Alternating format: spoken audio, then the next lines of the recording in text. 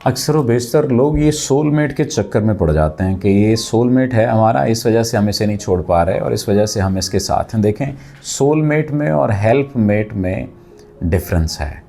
यानी अगर कोई शख्स आपकी हेल्प कर रहा है तन्हाई के लम्हों में, आपको उस बेजारियत से निकलने में, दुख के लम्हों में उस दुख से निकलने में, अगर कोई शख्स हेल्प कर रहा है आपको किसी ब्रेकअप के दुख से निकलने में, तो उसको सोलमेट ना समझ लीजिए, वो हेल्प मेट है आपका, वो साथी मददगार है आपका, मदद करने वाला है, वो सोलमेट नहीं है। अक्सर व बेशतर ऐसा होता है कि हम एक रिलेशनशिप से या एक ताल्लुक़ से निकलते हैं और दूसरे ताल्लुक़ में जब जाते हैं तो अपना 100 नहीं 200% इन्वेस्ट कर देते हैं उसके ऊपर, उसके अंदर, और सामने वाला तो हमारा वक्त गुजार रहा होता है और अपना भी वक्त गुजार रहा होता है और उसके बाद फिर आखिर में ये बात कहता है कि मैं तो तुम्हारे साथ तुम्हारी वजह से था, और फिर हम अपने आप को अज़ियत में डाल लेते हैं, अपने आप को तकलीफ़ में डाल लेते हैं, मज़ीद तकलीफ़ में चले जाते हैं कि एक अज़ियत से निकले थे दूसरी अज़ियत में चले गए।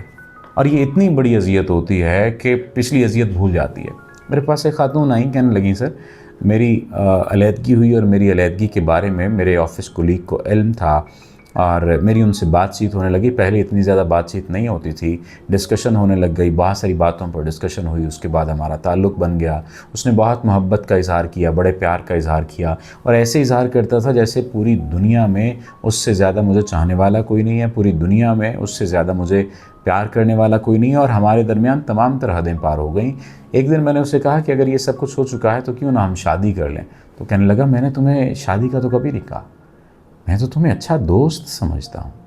आप अंदाज़ा कर लीजिए, वो अच्छा दोस्त समझता है और ये अपना सब कुछ निछावर करने के बाद बैठी है और पागलों की तरह इस बात का इंतज़ार कर रही है कि ये उससे शादी करे। मेरे पास आई, कहने लगी सर मैं ये चाहती हूँ कि वो मुझसे शादी करे और ख़ुद आकर कहे। ये बड़ा एक अजीब फिनोमेना है कि पहले आप सब कुछ खुद कर लेते हैं, गलती भी कर लेते हैं, और उसके बाद आप आकर किसी दूसरे शख्स से ये तवक्को करते हैं कि वो आपके लिए इतना सब कुछ मुमकिन कर दे कि सामने वाला जिसने आपको धोखा दिया है, दुख दिया है, तकलीफ़ दी है, अज़ियत दी है, वो ख़ुद आकर आपसे माफ़ी भी मांगे और ख़ुद आकर आपके कदमों में पड़े और ख़ुद आकर आपसे कहे कि हुजूर मुझसे शादी कर लें। देखिए, ऐसा नहीं होता।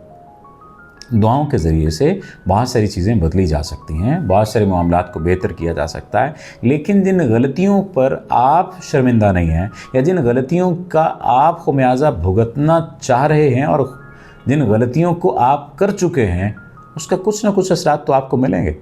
देखिए, एक शख्स के साथ आपने ताल्लुक़ बनाया और उसके ताल्लुक़ में या उसकी मोहब्बत में आप इतने पागल हो गए कि आपने उससे कमिटमेंट लिए बग़ैर, उससे कुछ कमिटमेंट किए बग़ैर उसको अपनी ज़िंदगी में इतनी स्पेस दे दी कि वो आपके दूसरे शौहर के तौर पर आपकी ज़िंदगी में शामिल हो गया, और आप अपने इस खाम ख्याली में हैं कि वो आपसे शादी कर लेगा।